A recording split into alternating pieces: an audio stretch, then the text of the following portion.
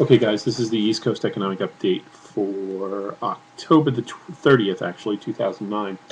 A couple of things I want to let you know. Obviously, you know that the stock market dropped 249 points because investors realized that the 3.1 or 3.5 GDP increase was completely temporary, completely bogus, and based on, as you know, approximately $2 trillion, if not more.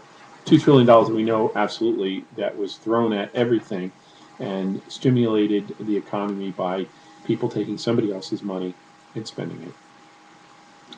So everybody's starting to peel out of the market, as you can see. The dollar is up, and that is because people are cashing out, most likely internationally. I think my best guess, and of course this is completely a guess, that if the dollar taps out, say at 79 bips, sort of 79 cents, I always use the term. Right now it's at 76 and high 76. Then you know damn well that the Chinese are bailing the hell out of here the rest of the way, and so is Europe. So that's my guesstimation. If it holds at 76 and hits that ceiling and it starts to drop again, then it's pretty much domestic bailing, people running out the door. CIT is on the verge of bankruptcy. The bondholders, obviously, everything's going to be over here. Goldman Sachs is saying that they're going to give lines of credit to CIT so it can go bankrupt. Obviously, they're not there to try to take over CIT's business and help the little guy like you and me. No, no, they want to screw people by squeezing as much money out of it because CIT owes them a lot of bucks. So you know that this is definitely not because Goldman Sachs is a humanitarian organization. In other news, our former friend, Turkey, decided that they no longer want to trade oil with dollars or do any other kind of trades with dollars or with euros. Apparently, it is doing a mixed bag, primarily of the yuan, the yen, and the ruble. Last time, somebody who was our friend decided that they wanted to get out of dollars and go into rubles and yen. We invaded them in 2003 and hung Saddam Hussein by the neck until he's dead. Let's see what we do with Istanbul, shall we? So that is its own critical issue. So those two items, keep an eye on it. Like I said before, CIT is quietly just going into the tanker, but everybody else is quietly, not so quietly, getting the hell out of this market because they know that once the gravy train ends of bailouts, stimulus packages, and cash for clunkers, as long as the American people are spending other people's money, well, ultimately they're spending their own money. But as long as that gravy train continues, then yes, we're going to have what is I consider, and probably many people consider, a false bull market, as Warren Pollock states, Weblock, which I will have also there. It is the false bull market. It's being generated by cash that doesn't exist. We're taking it out of one pocket and putting it in another. So those two items are very critical. Keep an eye on Turkey. If we start to gyrate and start saying that there are terrorists in Turkey, you know that we're trying to force people to stay on the American dollar, which is a done deal as far as its collapse. Gold is obviously recovering. In the short point, it's kind of gyrating between $20 up or down. I think that once this thing settles down and the dollar starts to drop again, gold is going to make its next big leap up into the 1100 mark. So that's basically it. Like I said, the web bots are a wheel of a multi-wheel program.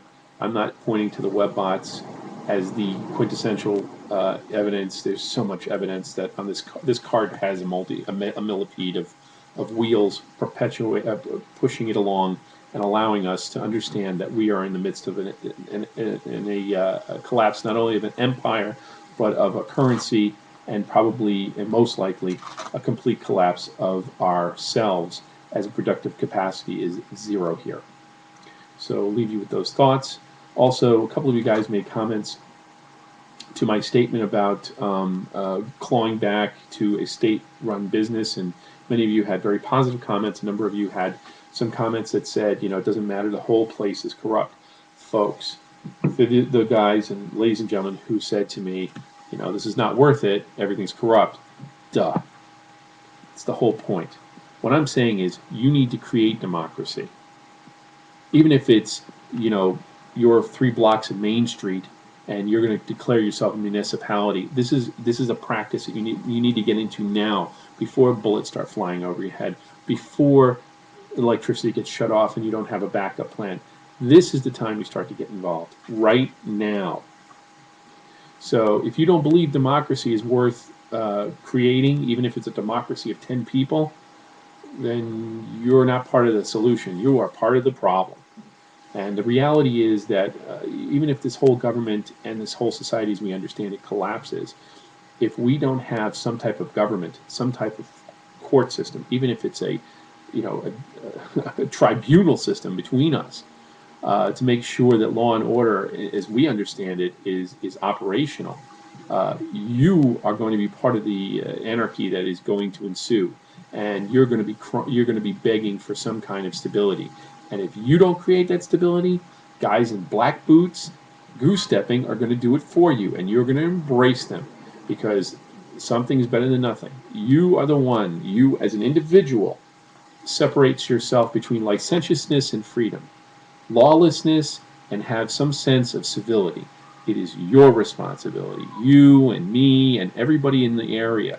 So if you guys don't start operating, at least in a microcosm of democracy, even if it's your family operating in a microcosm of the society, what's going to happen is you're going to have a huge vacuum, a political, social, environmental vacuum, and it is going to be filled by the thing that will plug it the fastest, and that's usually a fascist state. Now, you may not agree with me, but I'll tell you this. If you don't have the practice, you're going to be embracing the brown shirts. You're not going to be embracing freedom. You and I and all of us are the children of our founding fathers. It is the purpose and responsibility of every American citizen, especially the Wake, to have an operational understanding of how to run a democracy, even if that democracy circumvents less than 10 city blocks or 2 city blocks or a farm. You have to have some type of order. You've got to start operating from that position. When I was in the military, you always prepared for the worst and you hoped for the best. Because if you prepared for the worst, you were ready for anything. So do that. Don't forget. It's your responsibility. If you don't take that responsibility, these MFers are going to be taking that responsibility from you, and you're willingly and happily giving it to them. And the only person you will have to blame is yourself. All right, folks. Peace, love. Enjoy the Shabbos.